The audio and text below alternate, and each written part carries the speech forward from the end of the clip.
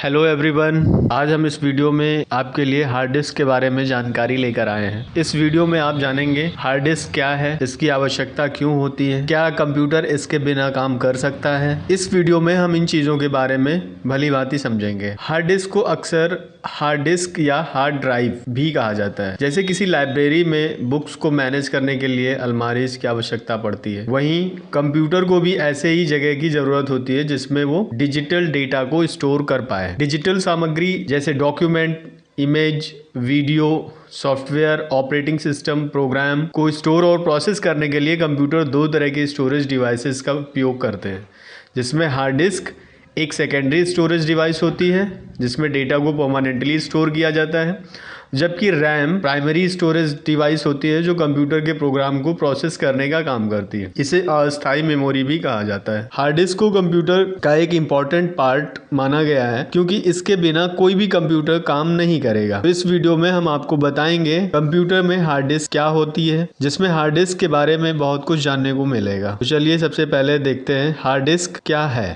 Hard disk drive, sometimes abbreviated as hard drive (HD) or HDD, is a non-volatile data storage device. It is usually installed internally in a computer attached directly to the disk controller of the computer's motherboard. It contains one or more platters housed inside of an air-sealed casing.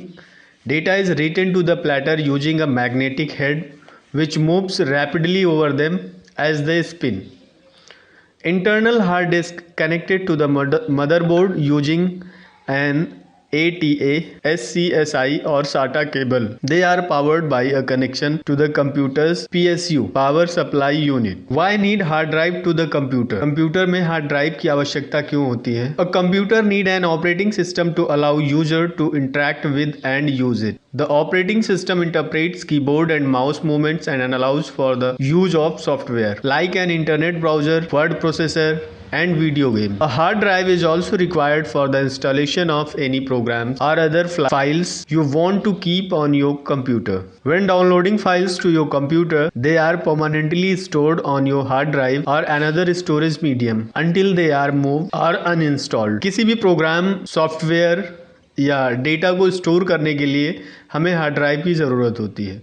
जब भी हम internet से किसी भी files को या applications को download करते हैं तो वो परमानेंट ड्राइव में स्टोर होता है, जिसके लिए हमें हार्ड ड्राइव की आवश्यकता होती है। Can a computer work without a hard drive? क्या कंप्यूटर बिना हार्ड ड्राइव के वर्क कर सकता है? Without a hard drive a computer can turn on and post depending on how the BIOS is configured. Other bootable devices in the boot sequence are also checked for the necessary boot files. For example, if the USB device is listed in your BIOS boot sequence, you can boot from a bootable USB flash drive in a computer without a hard drive. तो ये computer के BIOS पर depend करता है कि उसमें priority किस bootable device को दी गई है। कोई एक बूटेबल USB भी अगर हम लगा देंगे तो बिना हार्ड ड्राइव के हम कंप्यूटर को ऑपरेट कर सकते हैं। यहाँ पर हार्ड ड्राइव के कुछ कंपोनेंट्स दिए गए हैं। There are various parts of hard drive. ये हार्ड ड्राइव, इनके थ्रू हम ये जानेंगे कि इनके जो अलग अलग पार्ट्स हैं इनका यूज क्या होता है और ये एक साथ ये कैसे मिल के काम करते हैं। सबसे पहले हम प्लेटर के बारे में जानते हैं। Platter, the actual fixed disk within the hard drive. There can several platters within the hard drive in the center of hard disk. ये हार्ड ड्राइव का एक इम्पॉर्टेंट पार्ट है जिसमें डिजिटल इंफॉर्मेशन को चुंबकीय रूप से स्टोर किया जाता है। इसमें डेटा बाइनरी फॉर्म 0 से 1 में सेव रहता है। नेक्स्ट है head. All the heads are attached to a single head actuator that moves the header around the platters. Arm के आगे लगा होता है। ये प्लेटर के ऊपर दाएं से बाएं खिसकता है और जो भी इंफॉर्मेशंस होती हैं उनको रिकॉर्ड करने तथा स्टोर करने का काम करता है। तो ये हेड का काम होता है हार्ड ड्राइव में। Next, actuator. The actuator moves the actuator arm to the correct position on the platters using voice coils using electric current. Actuator की मदद से रीड राइट आर्म घूमता है जिसमें घूम घूम के वो डेटा को स्टोर करता है। Next, tracks. आपने देखा होगा कि डीवीडी पे एक सर्कुलर ट्रैक्स बने होते हैं और उन्हीं ट्रैक्स में डेटा स्टोर होता है। So large sector that completely circle the platter just like there are tracks on a music record, there are also tracks on each platter. Next है sector. The platter is divided into pie shaped slices. Platter आपने देखा होगा बिल्कुल circular होता है और उसको पाई shape में वो डिवाइड होता है। पाई शेप में जो डिवाइड होता है उसे हम सेक्टर्स बोलते हैं, या हम ये कह सकते हैं जो वर्टिकल लाइंस प्लेटर पे बनी होती हैं उन्हें हम सेक्टर्स बोलते हैं। Now the confusing thing about that where a track intersects with a sector, जो ट्रैक्स होते हैं वो सेक्टर्स से इंटरसेक्ट होते हैं। नेक्स्ट है cluster. Cluster a group of sectors make up a cluster which is the allocation unit for a file, meaning where a file is saved. Next है cylinder.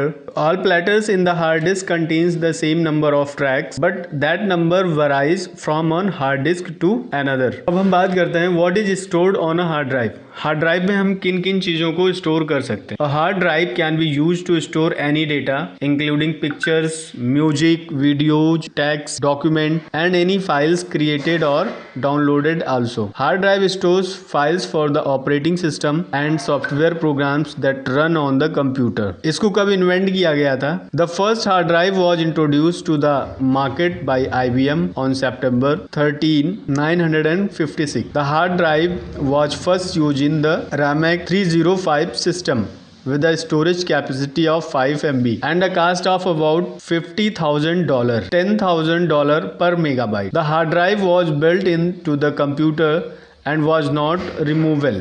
In 1963, IBM developed the first removable hard drive, having a 2.6 MB storage capacity. इस तरह से ये hard disk के बारे में जानकारी थी, लेकिन इनमें जो मेजर पार्ट्स थे हमने उनके बारे में आपको बताया है। हार्ड डिस्क का मेन जो फंक्शन होता है वो कंप्यूटर डेटा को हमेशा के लिए स्टोर करता है, इसलिए इसे परमानेंट स्टोरेज भी कहा जाता है। और इसको हार्ड डिस्क ड्राइव का रिप्लेसमेंट एक SSD होता है जिसका फुल फॉर्म है सॉलिड स्टेट ड्राइव। तो इसमें डेटा को स्टोर करने के लिए फ्लैश मेमोरी का उपयोग किया जाता है। SSD एक इलेक्ट्रोमैकेनिकल ड्राइव की अपेक्षा में काफ़ी स्ट्रॉन्ग होती है, इसीलिए इसे सॉलिड स्टेट डिवाइस भी कहा जाता है। सो इस प्रकार की ड्राइव का जो एक्सेस टाइम होता है वो बहुत ज़्यादा होता है। ये बाकी हार्ड डिस्क ज़्यादा आवाज़ नहीं करती है और बिना रुके हुए काम करती रहती है। हार्ड डिस्क ड्राइव के मुकाबले ये आकार में काफ़ी कम होती है, जिससे ये CPU के अंदर कम जगह लेती है।